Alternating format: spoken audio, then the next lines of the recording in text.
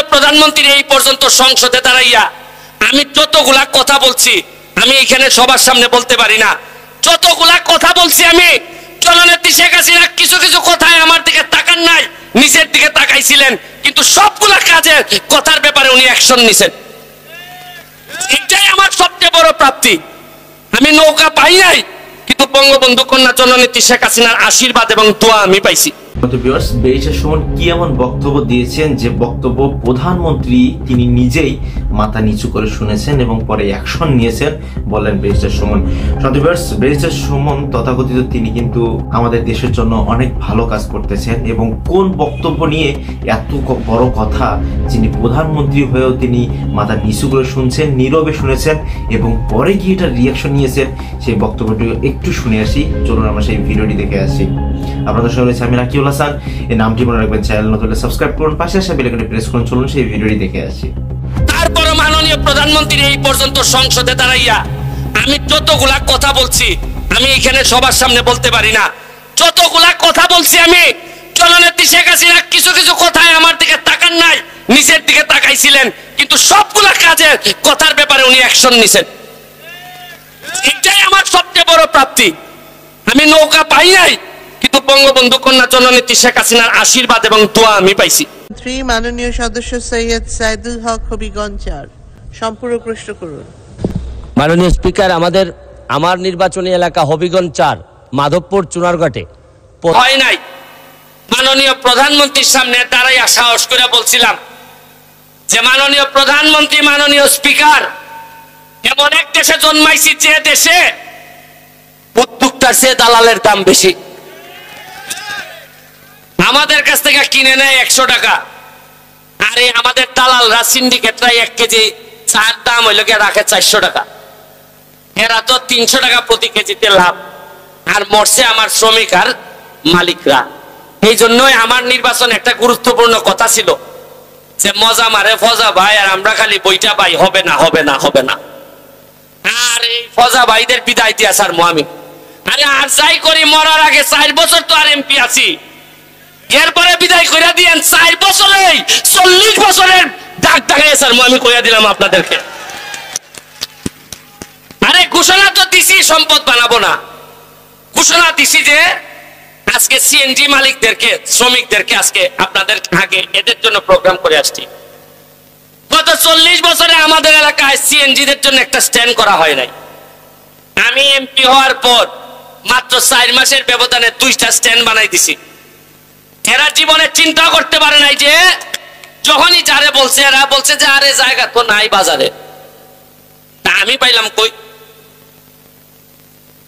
মানে সবাই নিজের নিয়ে এত ব্যস্ত। শ্রমিকদের আন্দোলনের কথা একমাত্র শ্রমিকদের পক্ষে ওই 1 মেতেই পাঞ্জাবি পরে আইসা নেতারা কথা বলে, এরপরে আল্লাহর কসম করে এরা কোনো কাজ করে না। লম্বা লম্বা বক্তব্য দেয়, পুরাইলাইমো বাঙ্গালাইমো দেখতাছি। আচ্ছা বলেন তো, আমার একটা কথা বলেন, আমি কি সোনারঘাটের মাধবপুরের একমাত্র এমপি? এর আগে কি এমপি মন্ত্রী ছিলেন না? এই সারা সিলেট বিভাগের মধ্যে ওই এমপি আছেন 19 জন। কতজন? আর চা বাগানের শ্রমিকদের ভোট নেন, চা বাগানের শ্রমিকদের কথা বলেন, নেত্রীর কাছ থেকে সুবিধা নেন, এরকম এমপি আছেন মিনিমাম 10 থেকে 12 জন। কেন? চা বাগানের মানুষের ভোট নিছেন। আর একবার আমার চেয়ে বড় বড় পদবীধারী এমপি মন্ত্রীরা ছিলেন, আছেন সিলেট বিভাগের, আছেন চট্টগ্রাম বিভাগের। একবার কি দাঁড়াইয়া প্রধানমন্ত্রীর সামনে বলতে পারেন নাই যে চা বাগানের লক্ষ মানুষের ভোট নিছে? একটা মিনিটের জন্য দাঁড়াইয়া বলতে পারেন নাই যে আমাদের শ্রমিক মালিকরা মরে যাচ্ছে, চা বাগান ধ্বংস হচ্ছে, ধ্বংস থেকে বাঁচান মাননীয় প্রধানমন্ত্রী। এই যে আজকে যে আমি দাঁড়াইছি, মনে করেন এই খবর দেওয়ানদির মালিকের কাছে যাবে না? দেওয়ানদির মালিক মেয়েরা ফোন করে কইব যে এ কিন্তু সেট ছেড়ে বউ, কিটা কইব এ সেট ছেড়ে টাকা লাইন দিলাও কিছু। আপনি কি মনে করেন কইতো না? এমনও কইতে পারে এ কিছু ভাগলা আছে, কুম্বালা কিতা করে ঠিক নাই।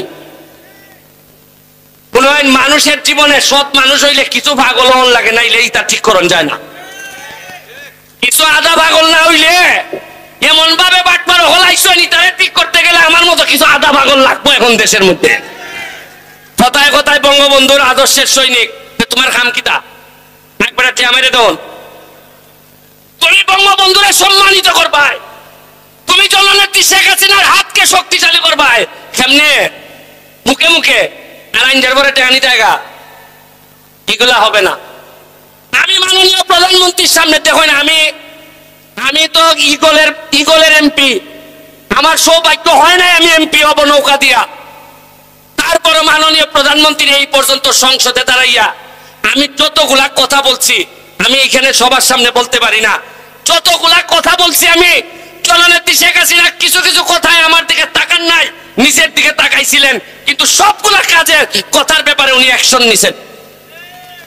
এটাই আমার সবচেয়ে বড় প্রাপ্তি। আমি নৌকা পাই নাই, কিন্তু বঙ্গবন্ধু কন্যা জননেত্রী শেখ হাসিনার আশীর্বাদ এবং দোয়া আমি পাইছি।